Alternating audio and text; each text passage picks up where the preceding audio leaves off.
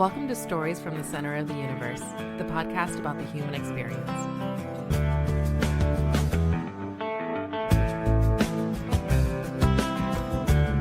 All right, we're back to talk about primarily, I think, the World Cup.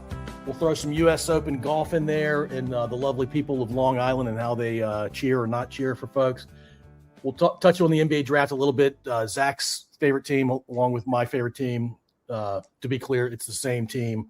We just had a massive deal go through that I think a lot of people are saying the Milwaukee Bucks lost that deal, but I'm going to get Zach's opinion there because I know Zach's tracking it. Because, Zach, we've been talking about Giannis leaving for years. And then we might throw a little College World Series in there, and we'll definitely, at the end, hang on till the end, kids. You're going to get dad jokes. What do we call it? Rob reads dad jokes? That sounds good. Or Rob delivers dad jokes or something like that? Rob's dad jokes segment. Rob does dad jokes, I think is what we called it last time. There you go. All right, good times. And the Dulls are back from their 58th trip to Disney World, right? Not sure it's quite that many, but it's been a few. Yep. I divided that number by 2, and I think I might be close. You're pretty close. Yes, that's correct. Yeah. So yeah. Did a little good trip. Celebration of Julia's 21st birthday. So nice. Any excuse to go to Disney World. That's a good one, though. That's a good excuse. Call. It is a good one. Yep. I think she'll remember it for quite some time. Yeah, that's awesome.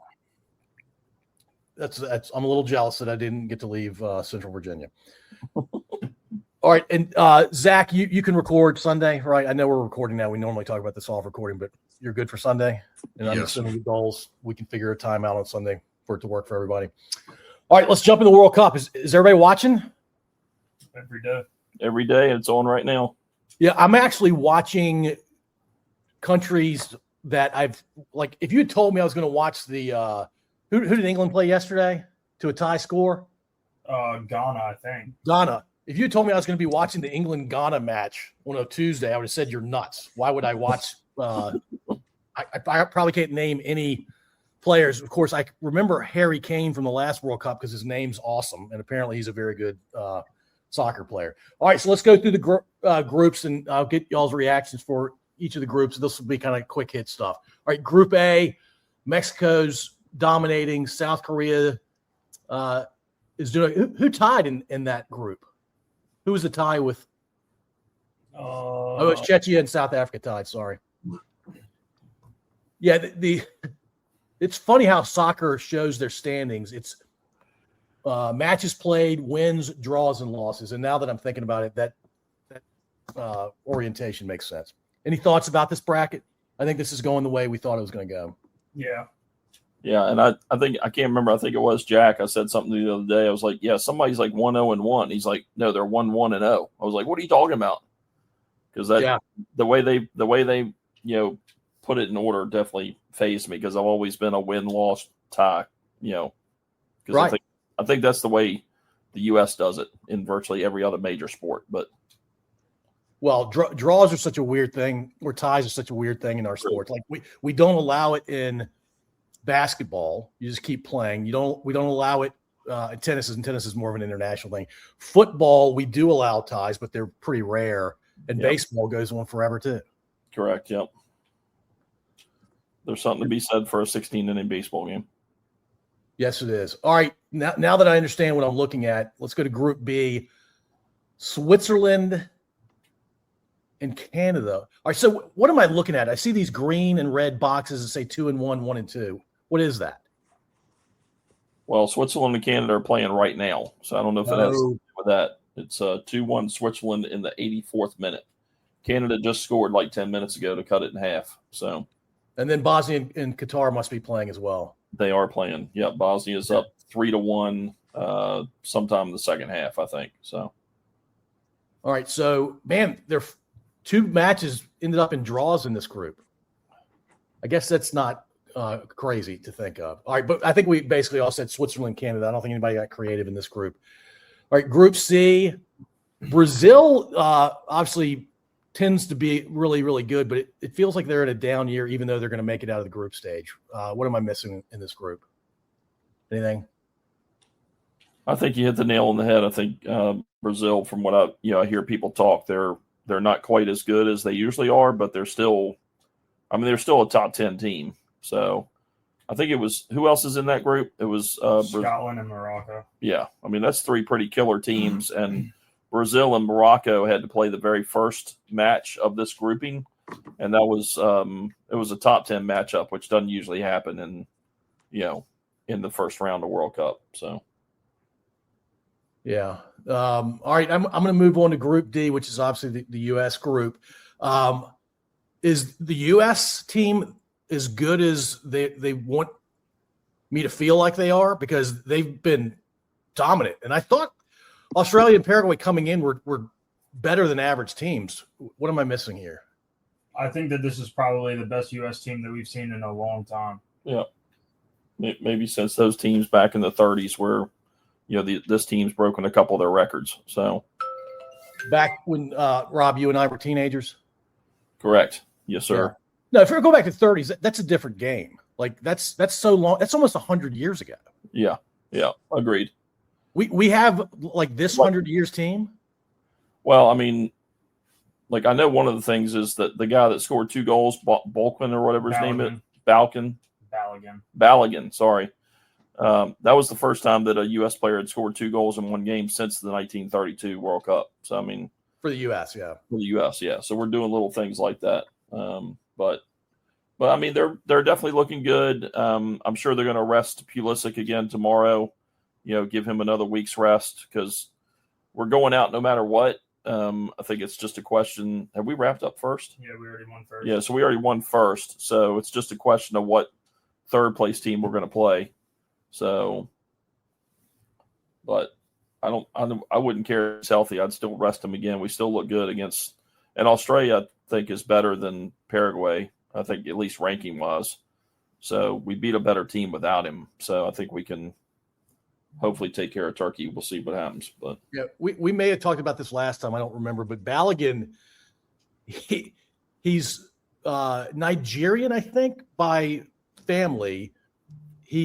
Was raised in England and it was supposed to be born in London, I thought, but somehow his plane was delayed. He was born in New York. I guess the family spent a few days here before they traveled to London.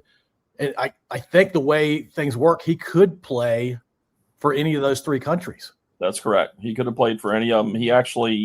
They would not let his mom fly back to England. So she was that pregnant and they would not let her fly. And so they were stuck here in New York, and then she had him while they were here.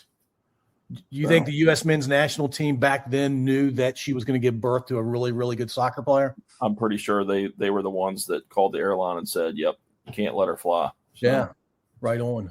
I wonder if he does have family that's really, really good in soccer, and there might be a little something there, but I'll leave the conspiracy theorists alone today. I was going to say I like that conspiracy. Yeah. Group E.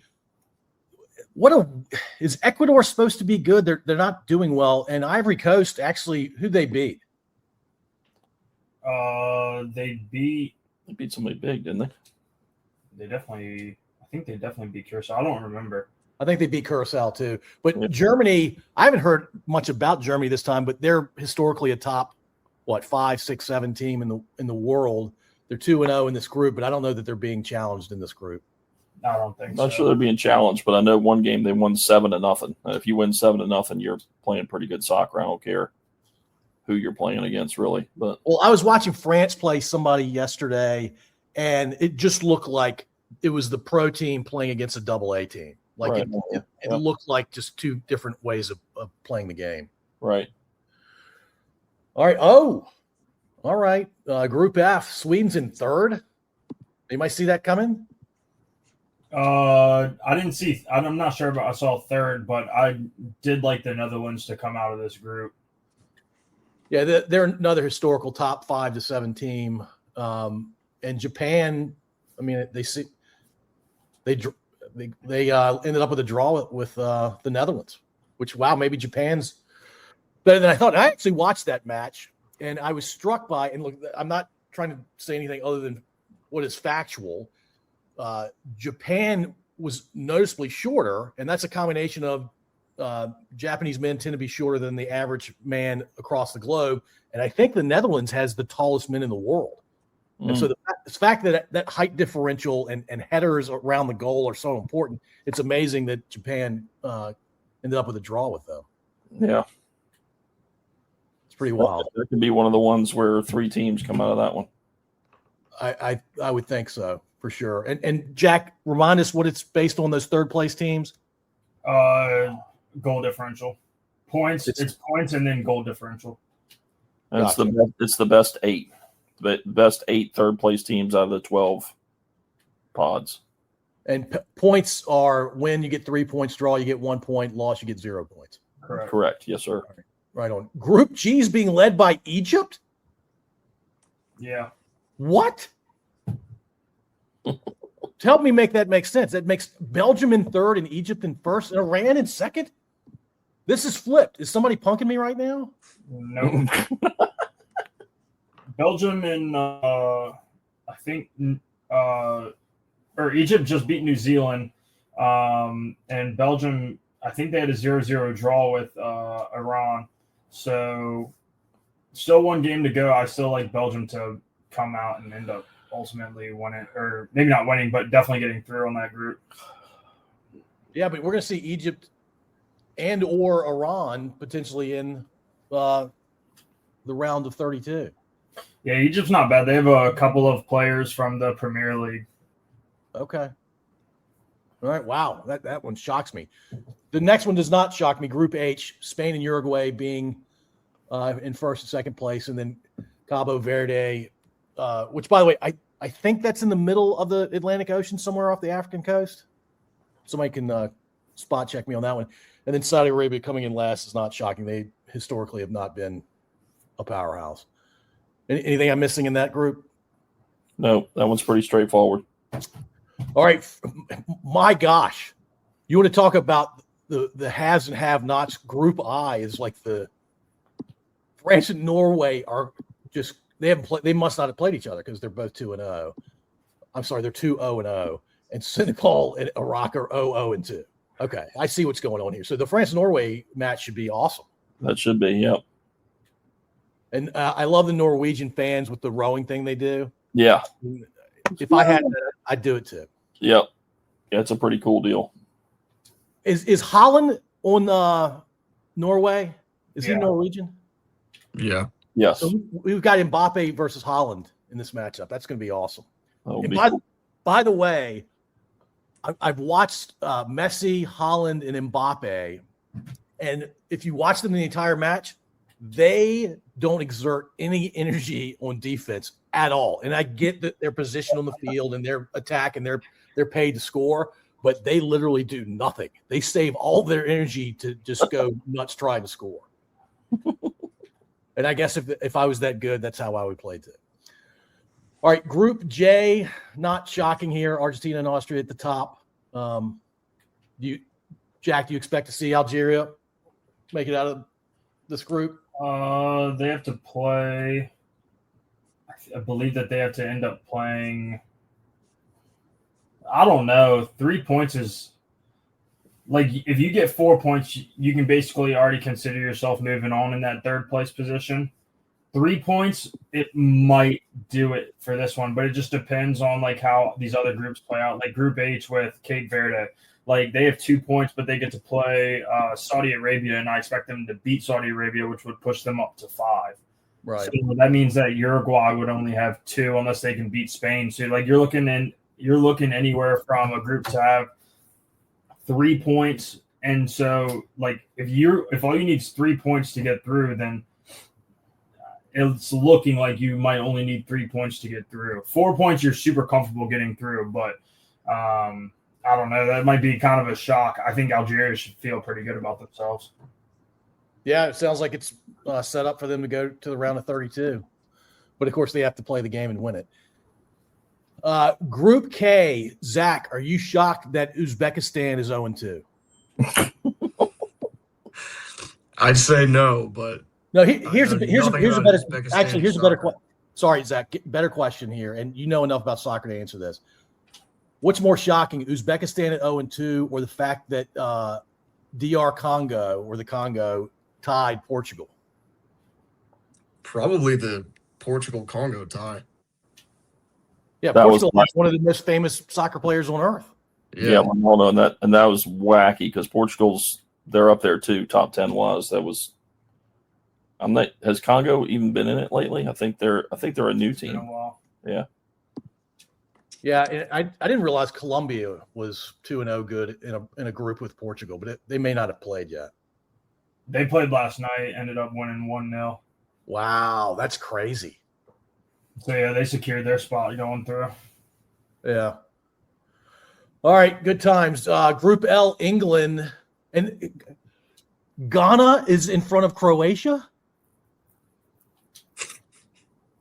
Yeah, 2 points. Or no, they beat Panama they beat Panama in like the 95th minute of their first game, and then just drew with England yesterday. Yeah. Wow. So they're good. Yeah, you can basically say that they're through at this point. Yeah, I mean 4 is basically the magic number. Yeah.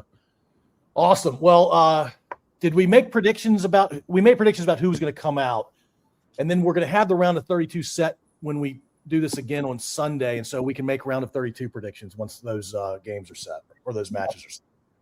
I'll get that set up. Okay, awesome. Hey, Jack and Rob, any other comments on the World Cup besides me randomly going through the groups like that? No, that was really good. And just Sweden, Canada just went final. Sweden with the win 2-1. Nice. So and hey, Rob, the world's getting real-time updates, except this won't go out. Well, it'll go out tomorrow morning. Yeah. Well, this is good because Bosnia is up 3-1, and I'm pretty sure that we will play them if they end up holding on. Well, you understand something more than I do. Why do you think we're going to match up with them? It's really odd. I don't understand the full layout, but I'm pretty sure that's how the layout works. Like the way that the groups are lined up, if your group gets a bid, that third place bid, then it's like already automatically predisposed about who you play, but it's in that order. It's really, really odd. I don't fully understand it, but that's the way that it was that I kind of figured it out through looking it up. We were looking at it while we were on the trip, and it's like it had like, basically if the Group D first place team will play one of these third place teams, and this group was the first one listed. I got you. So, okay. But it could be any of like 4 or 5 third place teams, but it just seemed like this one was the primary one, the first one they mentioned. Well, so let's go with the U.S. going 3-0, so they'll have 9 points, and there'll be a handful of other 9-point teams. I don't know how they distinguish the 9-point first place teams from these groups. Goal differential. And what if you have a tie there too? I'm pretty sure it's already a set bracket of who like D1 and then D2. I got you. Oh, okay. So the third place teams, I think, are just because you don't get guaranteed a third place spot depending on your group. So I believe that's why they're already kind of spread out a little bit. Like it could be one of these combinations about who plays where. I got you. Okay, there's no really good way to transition from World Cup soccer to U.S. Open golf on Long Island, which, by the way, I'm going to have a little bit of commentary about Long Island fans, and maybe we all will. But I think I was embarrassed to be an American watching or hearing their behavior. It was crazy. And one of the guys I used to work with, who I still keep in touch with, spent part of his childhood on Long Island, and he said, I'll just get it out of the way. He said, Long Island fans are a lot worse than Philly fans. And I said, that's not possible. Right. When I say Philly fans, I mean all the sports teams in Philly, especially Eagles fans. But I'm like, there's no way. He goes, Paul, Long Island's not a big city like Philly or New York City. It's just basically the burbs. Right. A lot of blue collar people, but they have this elite mindset. It's weird, and I don't want to assign that to people of Long Island because it's not my opinion. I'm just sharing somebody else's opinion. Yeah. But he said there's a reason New York teams don't have stadiums on Long Island. Oh, funny. That's hilarious. Yeah. And I said, well, they don't even have them in New York City. They're in Jersey. How many NFL teams are in the state of New York? One, and it's Buffalo. Right. Yeah. Or actually play in the state of New York. Yeah. Yeah, good times. All right, so Rob, I know as a golf guy, you consumed the U.S. Open. Let's get your thoughts. Yeah, I actually didn't watch as much as I usually do because we're on the trip, but I was with Michael, Julia's boyfriend, and he plays, of course, and plays for Randolph Macon. So we were following the scores and stuff like that. He might have fit right in with the Long Island fans. He has an extreme dislike for Wyndham Clark. I'm not a fan of the guy. I think he was a little punk 2 years ago, acting like a petulant child when he did what he did at Oakmont. Was it Oakmont? Is that right? I think so. Yeah. But yeah, I mean, Scotty Scheffler, I saw an interview with him. I think they were all a little taken aback. I do think Wyndham handled the press conference well when he was talking about it. And, it was definitely something for him to overcome. He obviously did not have a good round the last day. He shot 3 over, but he still made a couple clutch shots, that helped him win that. But yeah. I was going to say Scheffler had a conference and he was talking about one time when he was playing and it was over in Ireland. And he said like the Irish fans just gave him a whole ration of, because they were rooting for Rory and it was him and Rory coming down the stretch and blah, blah, blah. And so, yeah, it was not normal behavior for the PGA. It was more like it was live golf or something. but yeah, it was, kudos to him for overcoming it. I don't like the guy personally very much. I think maybe he's grown up from a couple years ago, but anyway, so. Well, look, the Scheffler Rory thing in Ireland, it's an American in Ireland and Rory's their guy. I get that. Yeah, right. The two Americans in the final pairing, and I get Scotty Scheffler's a likable guy, and it was his birthday, and he would have done the career Grand Slam, I think, if he'd won. He would have, yeah. I get that the fans were on his side, but none of them, to include us, know Wyndham Clark personally, and I get that he was petulant 2 years ago. Right.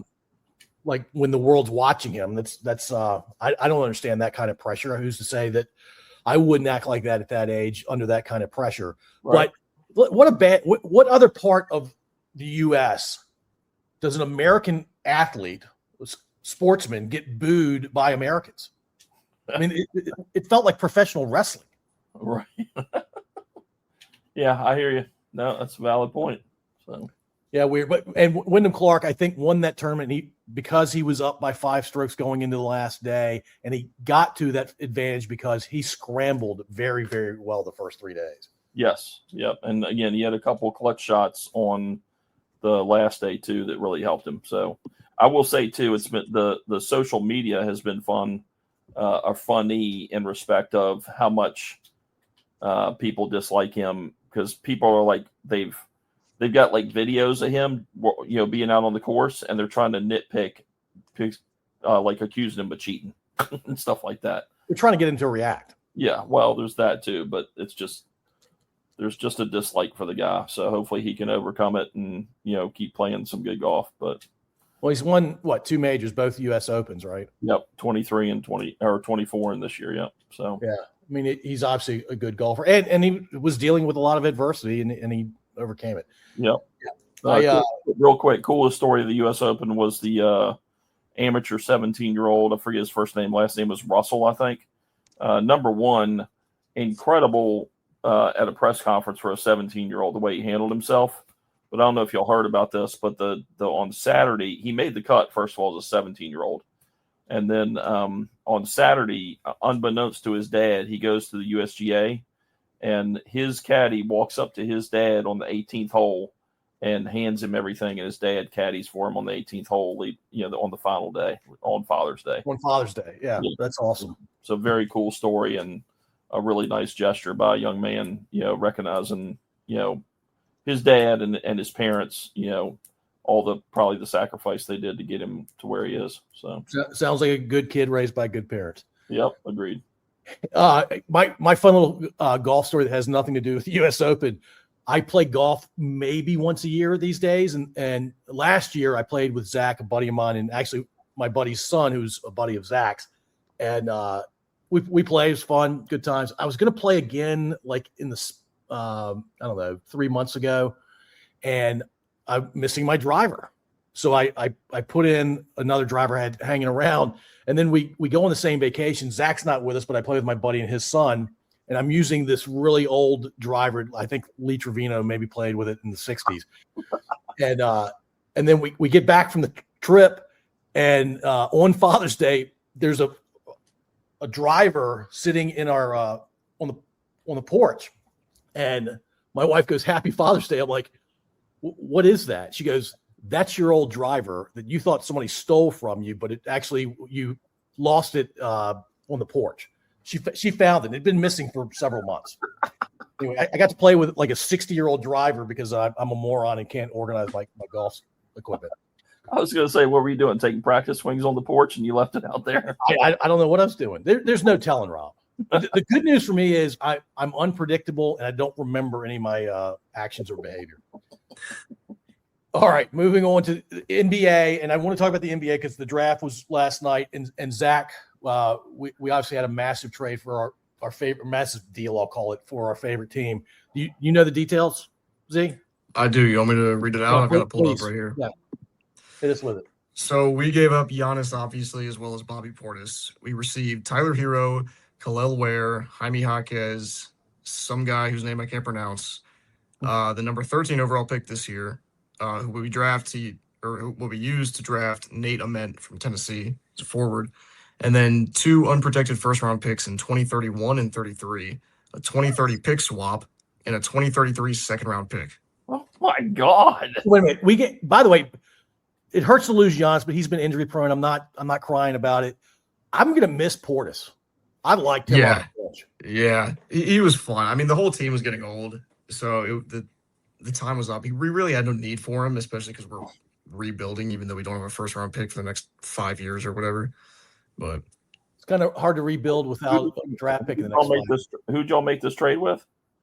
Miami. Oh my goodness.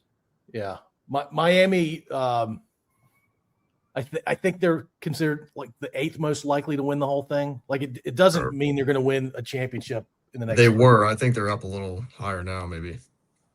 Yeah, they're third in the East now. Damn. Okay, so they're top 6 or 7. Yeah, going into next year.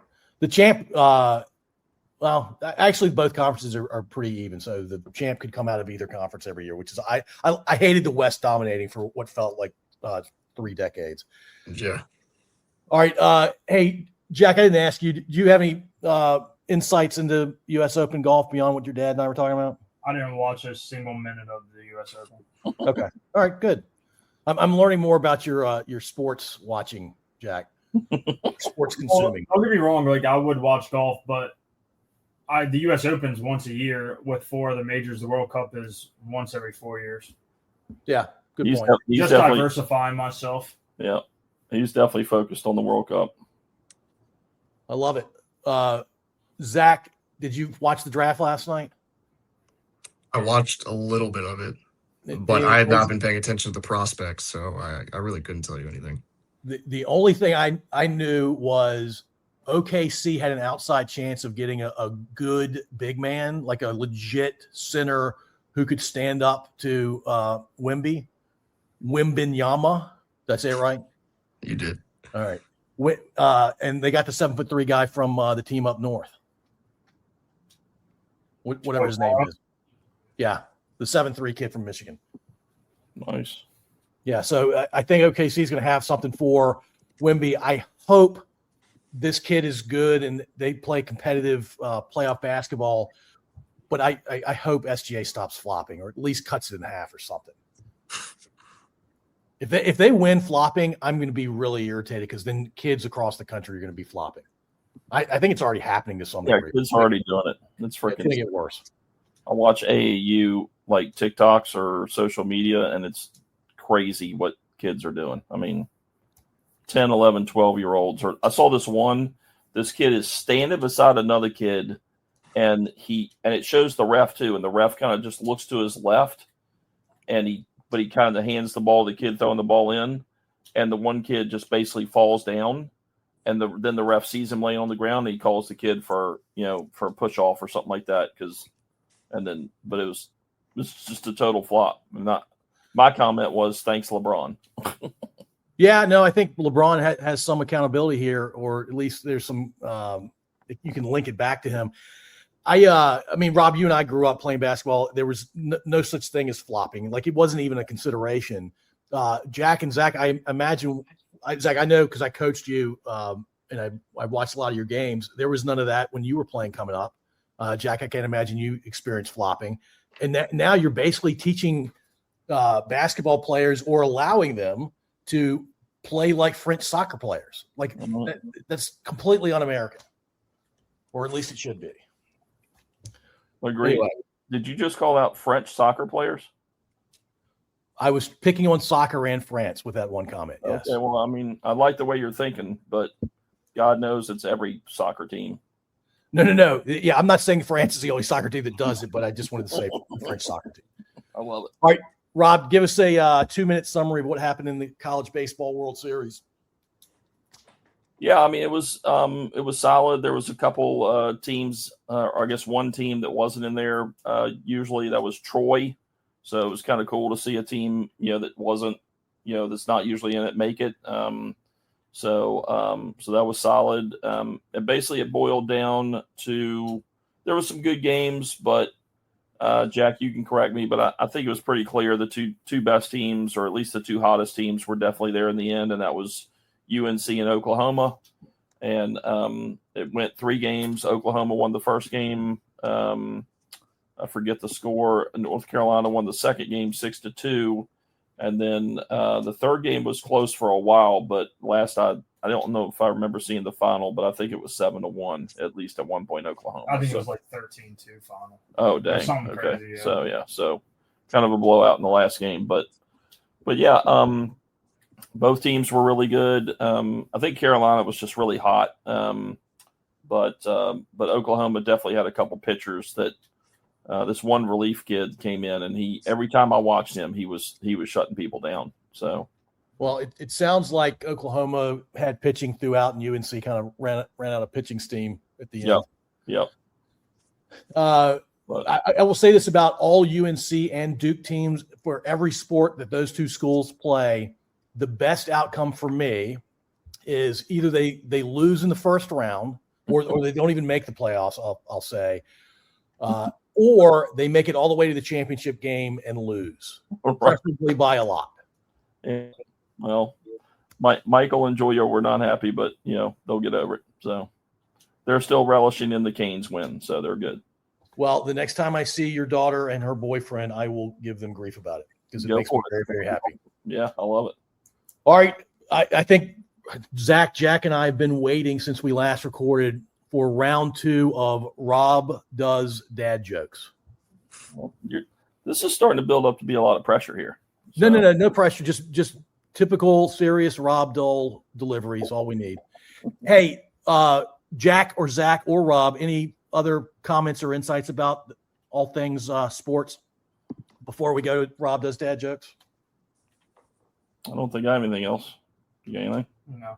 Okay. All right. Here we go. Rob, I'm teasing this dad joke thing the best way I can. So we have probably 4 more people hanging on for these dad jokes. All right. I love it. I'll take it. So, all right. Why do people in Greece hate waking up at dawn? Tell us. Because dawn is tough on Greece.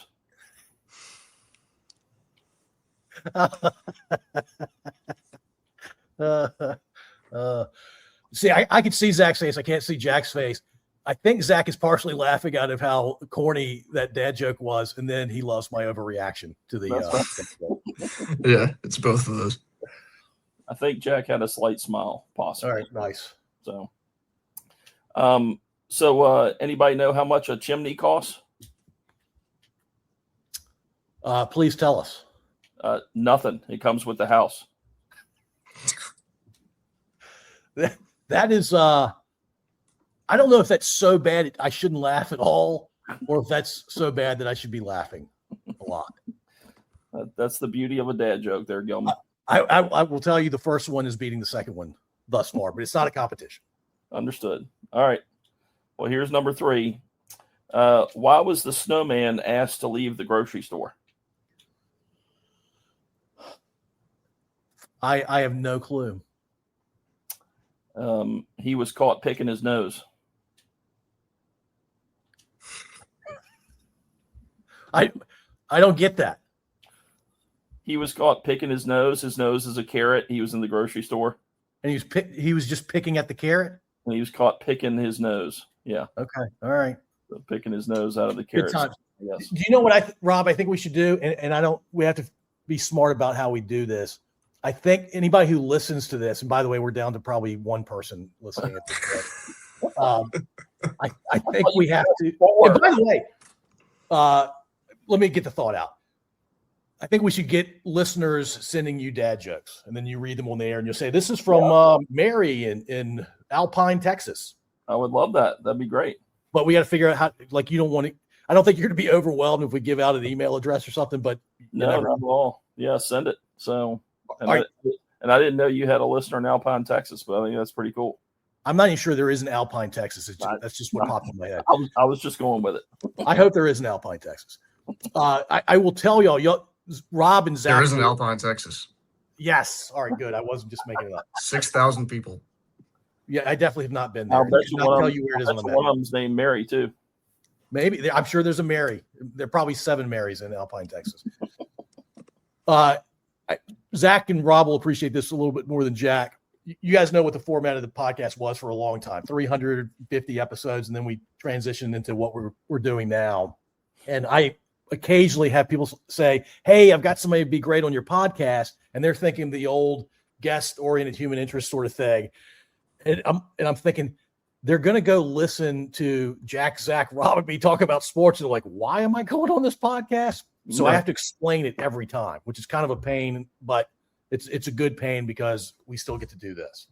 Well, I'll tell you a couple things. I met a guy at work last night, somebody I'd never talked to, and gave him the card and told him about the John Dow episode, and he's going to go listen. And my pharmacist asked me about the podcast every time I see him, and he listens, and so SCO2 is still rolling. So, and Rob, I've got a couple people I'm ready to, if we ever get back to it, I'm ready to. I'm back to it. I got somebody coming in Monday. I'm taking requests kind of thing. I'm just not actively looking. I got you. Okay, cool. Rob is my hype man, which, Jack, I hope you're laughing at that. And Rob is hyping the podcast more than I did, which is awesome and hilarious. I carry the cards around with me and hand them out. No, I love it. About once a week, at least. All right. Well, good chat. I'm going to end the recording right now.